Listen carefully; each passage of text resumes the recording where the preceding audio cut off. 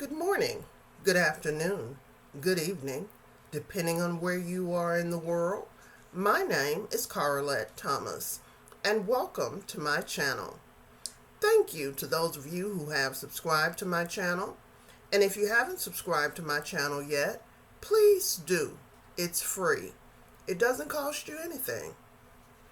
Today's message is Remembering Dr. Jason Arday, University professor. This is a prophetic word from God.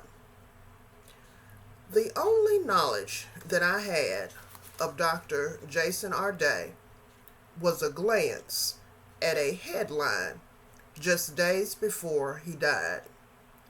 Subsequently, I began to look at who he was, why he was in the headlines, and his sudden death. There is a prophetic message concerning this that God wants me to deliver. But first, a brief bio on Dr. Jason Arday. The following is quoted from an NPR.org article.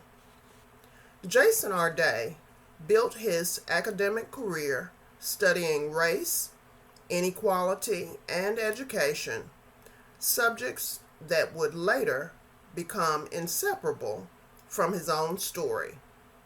A sociologist, he became the youngest black person ever appointed to a professorship at Cambridge University in 2023. He had also allegedly lied about much of his life and work. Arday was only 41 when he was found dead on August 14th, 2026.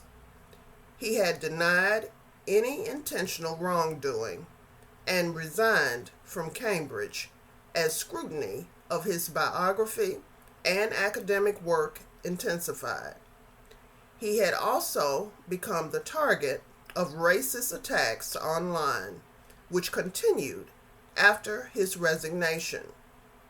The controversy over Arday has become about more than just the allegations themselves. For some, Arday's rise showed how liberal institutions could put diversity goals ahead of academic standards. For others, his downfall exposed the intense and often racist scrutiny black academics face.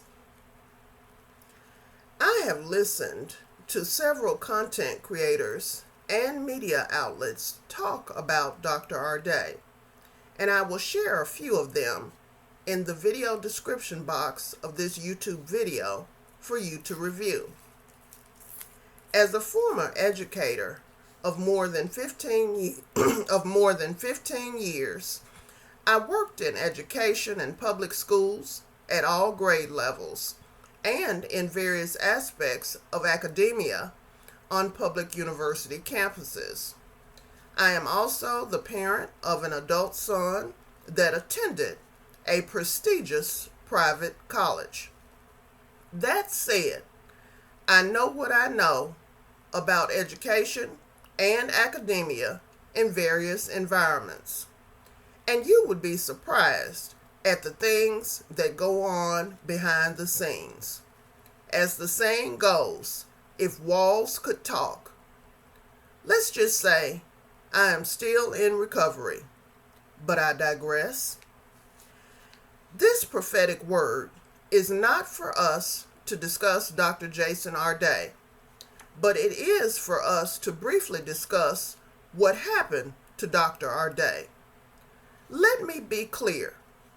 I do not know whether he was guilty of what he was accused of or not.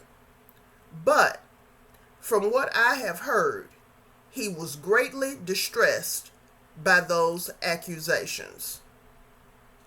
And God is saying to us today, judge not, lest ye be judged, per Matthew chapter 7, verse 1. Matthew chapter 7 verses 1 through 3 reads, Judge not, lest ye be judged. For with what judgment ye judge, ye shall be judged. and with what measure ye meet, it shall be measured to you again. And why beholdest thou the mote that is in thy brother's eye, but considerest not the beam that is in thine own eye? Judge not, lest ye be judged, is a famous saying from Jesus in the Bible found in Matthew chapter 7, verse 1 of the New Testament. It warns people not to harshly or unfairly find fault in others. Source and meaning. This line comes from the Sermon on the Mount. It means you should look at your own flaws first before you try to fix or blame someone else. The verse is not a rule against all thinking or choices. Instead, it tells you to stop acting with unfair pride and hypocrisy. The speck and the plank. Jesus uses a story about eyes. He asks why you look at a small speck in a friend's eye when you have a big piece of wood in your own eye. He calls people hypocrites who judge others while ignoring their own bad acts. He says to fix your own life first so you can see clearly. What did Jesus mean when he said, "Judge not, lest ye be judged"? When Jesus said, "Judge not, lest ye be judged," in Matthew chapter 7, verse 1 of the Sermon on the Mount, he was warning against hypocritical, harsh, and condemning judgment of others, rather than prohibiting all moral discernment. He used the vivid metaphor of looking at a speck in another person's eye while ignoring a log in your own eye to illustrate self-righteousness. Core meanings. Stop hypocrisy. Focus on fixing your own major flaw. Let me repeat that. Focus on fixing your own major faults before you try to correct small mistakes in other people. Avoid condemnation. Do not look down on others or write them off with a spirit of pride and superiority. Expect reciprocity. Treat others with grace, because God will judge you using the same strict standards you apply to them. What it does not mean. No discernment.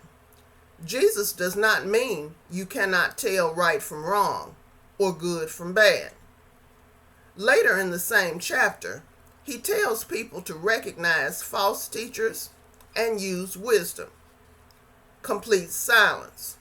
It allows for helping others or correcting a friend, but only after you approach them with humility and self-awareness. God is God. God sees all and God knows all. He is the only righteous judge. God does not need us to try to be God in other people's lives. And God is not mocked.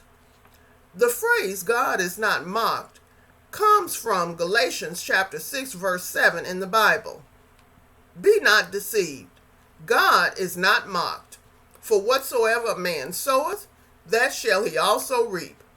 It means people cannot trick God or escape the moral consequences of their actions.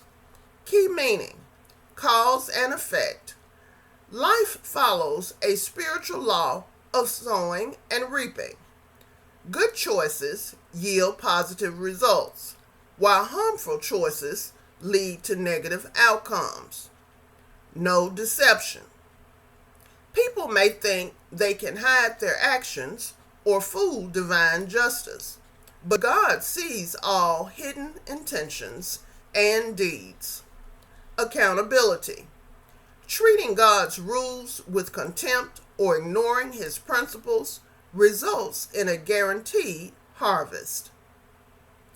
We must be careful how we treat people.